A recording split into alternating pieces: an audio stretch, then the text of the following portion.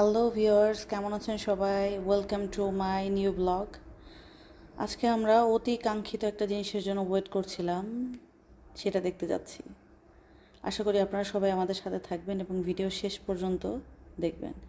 যেহেতু আগামীকাল কোরবানি, তাই কোরবানির সামনে রেখে সবথেকে কাঙ্ক্ষিত বস্তু হচ্ছে গরু।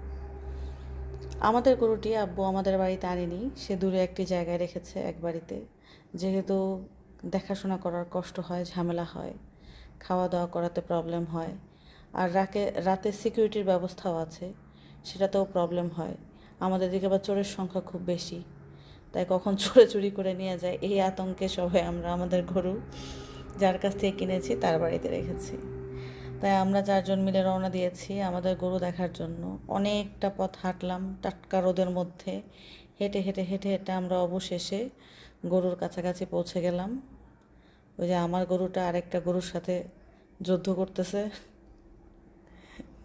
এই হচ্ছে আমাদের কাঙ্ক্ষিত গরু। 2 গরু আর সাথে 1 গরু, 3 গরু, আর সাথে আমরা 2 জন।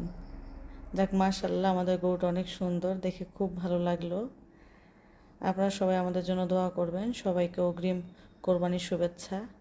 আশা করি সবাই ভালো থাকবেন, সুস্থ থাকবেন। আল্লাহ হাফেজ।